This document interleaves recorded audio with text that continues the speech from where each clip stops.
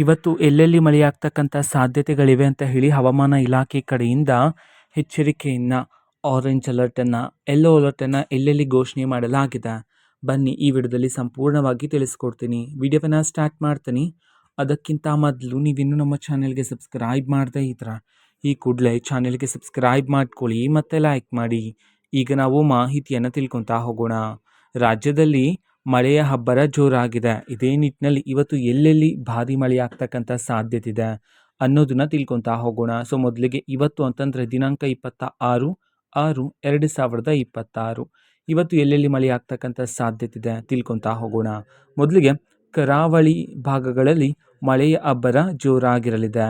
ಅದರಲ್ಲೂ ಪ್ರಮುಖವಾಗಿ ಉತ್ತರ ಕನ್ನಡ ಮತ್ತು ಉಡುಪಿ ಈ ಜಿಲ್ಲೆಗಳಲ್ಲಿ ಭಾರಿ ಮಳೆಯಾಗ್ತಕ್ಕಂಥ ಸಾಧ್ಯತೆ ಇದ್ದು ಹವಾಮಾನ ಇಲಾಖೆ ಕಡೆಯಿಂದ ಈ ಎರಡೂ ಜಿಲ್ಲೆಗಳಿಗೆ ಆರೆಂಜ್ ಅಲರ್ಟನ್ನು ಘೋಷಣೆ ಮಾಡಲಾಗಿದ್ದು, ಅದೇ ರೀತಿ ಸಮುದ್ರ ಅಲೆಗಳು ಹೆಚ್ಚಾಗಿರ್ತಕ್ಕಂಥ ಕಾರಣದಿಂದಾಗಿ ಮೀನುಗಾರರು ಸಮುದ್ರಕ್ಕೆ ಇಳಿಯದಂತೆ ಎಚ್ಚರಿಕೆಯನ್ನು ನೀಡಲಾಗಿದೆ.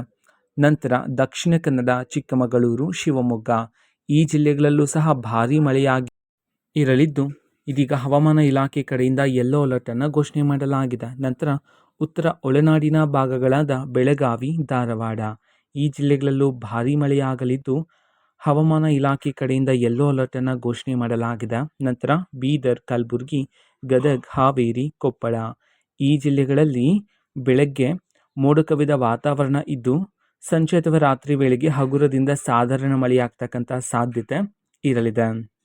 ನಂತರ ಮೈಸೂರು, ಮಂಡ್ಯ, ಹಾಸನ, ಕೊಡಗು, ಚಾಮರಾಜನಗರ ಈ ಜಿಲ್ಲೆಗಳಲ್ಲಿ ಸಾಧಾರಣ ಮಳೆಯಾಗಲಿದ್ದು ನಂತರ ಬೆಂಗಳೂರಿನಲ್ಲಿ ಹವಾಮಾನ ಇಲಾಖೆ ಹೇಗಿದೆ ಅದನ್ನು ತಿಳ್ಕೊತಾ ಹೋಗೋಣ.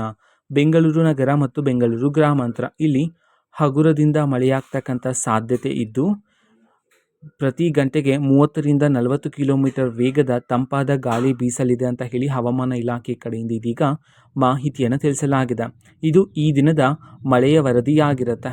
ಇದೇ ರೀತಿ ಪ್ರತಿದಿನದ ರೈನ್ ಅಪ್ಡೇಟ್ಸ್ ಜೊತೆಗೆ ಎಲ್ಲ ತರಹದ ಗವರ್ನಮೆಂಟ್ ಅಪ್ಡೇಟ್ಗಳು ಸಹ ನಮ್ಮ ಚಾನೆಲಲ್ಲಿ ಸಿಗ್ತಿರುತ್ತೆ. ಅದಕ್ಕೋಸ್ಕರ ಚಾನೆಲ್ಗೆ ಸಬ್ಸ್ಕ್ರೈಬ್ ಮಾಡ್ಕೊಳ್ಳಿ ಮತ್ತು ಮಾಹಿತಿ ಇಷ್ಟ ಆಗಿದ್ರೆ ನಿಮ್ಮ ಫ್ರೆಂಡ್ಸ್ ಆ್ಯಂಡ್ ಫ್ಯಾಮಿಲಿ ಮೆಂಬರ್ಸ್ಗೂ ಸಹ ವಿಡಿಯೋವನ್ನು ಶೇರ್ ಮಾಡಿ.